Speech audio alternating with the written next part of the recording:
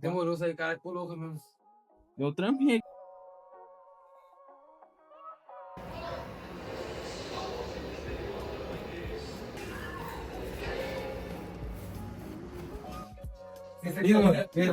Cara, eu perdi, você acredita? O cara te deixou ali, não, tá bom. É, mano, é por isso.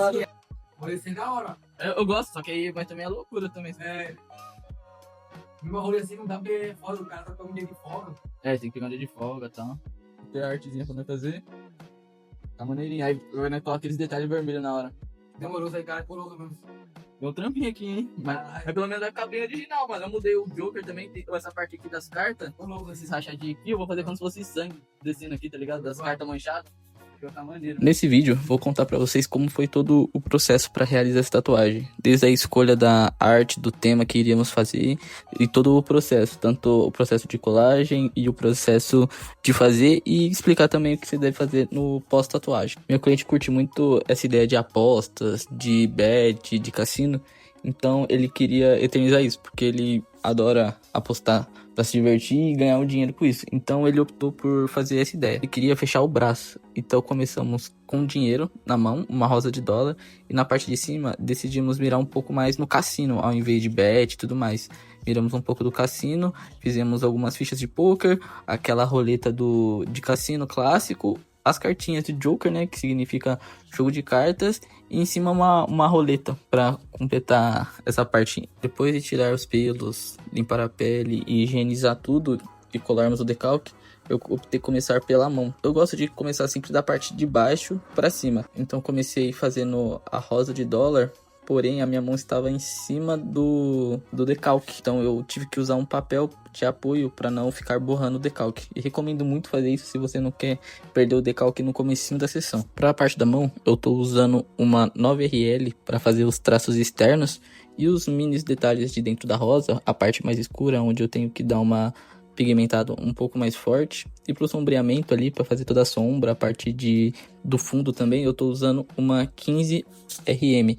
É uma Round Magnum, é uma agulha que tem as bordas mais curvadas, então ela não deixa tão marcado, fica uma sombra um pouco mais lisa na saída. Para as tintas eu estou usando o preto puro, não coloco nenhuma diluição nem nada. E para fazer o branco eu encho o batoque pequeno e coloco 2 gotinhas de diluente, que é para dar uma suavizada no pigmento e eu conseguir aplicar melhor sem ficar aquela pasta. Porque o pigmento branco é uma tinta um pouco mais espessa. Então você tem que fazer uma diluição para conseguir aplicar ela melhor. Com a mão finalizada, depois de 3 horas de tatuagem, nós paramos para almoçar, para recarregar as energias e voltar para a parte de cima para continuar o trabalho, porque terminaríamos tudo em uma sessão. Então, como sempre, comecei de baixo para cima. Eu coloquei uma proteção na mão, um papel, para mim não borrar, porque eu já tinha feito o branco, então ali ficava protegendo caso caísse alguma tinta preta por cima para não manchar. E eu fiz a parte de baixo, que são as fichas de poker e o 777, que não tinha muita diferença que eu tinha feito na mão. Só que na parte das cartas, eu usei uma agulha 3RL para fazer uma breve delimitação no torno, e por dentro eu coloquei alguns detalhes que parecia que as cartas estavam amassadas ou de madeira, alguma coisa assim nesse sentido, para dar uma textura e um aspecto diferente para a carta, para não deixar ela lisa, apenas com algumas sombras lisas. Depois disso, eu contornei ela com a 9RL para manter a mesma espessura de traço e vim sombreando. Sombreei com a mesma agulha, a 15 Round Magnum, e fiz todo esse processo também na parte de cima, que era a parte da roleta. Eu tracei tudo com a 9RL. Depois eu vim com a 15 Magnum sombreando. Ele estava a fim de fazer algumas partes vermelhas, então nós escolhemos algumas partes do desenho para fazer esse tom vermelho. Escolhemos um dos lados da ficha de poker para fazer na parte vermelha. Optamos também por fazer vermelho o 777 com um degradê de preto ali vindo por baixo também, que ficou bem legal. Depois subimos e do nada eu tive a ideia de fazer o O do Joker vermelho, porque a ideia não era essa de princípio, a ideia era outra, deixar o Joker completamente preto.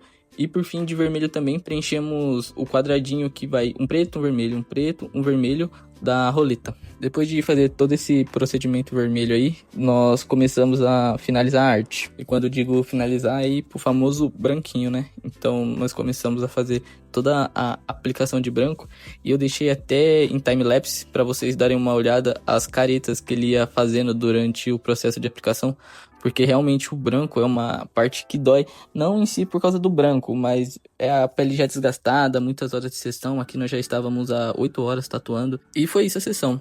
No entorno nós ficamos aí 9 horas de estúdio, contando uma pausa para ir almoçar.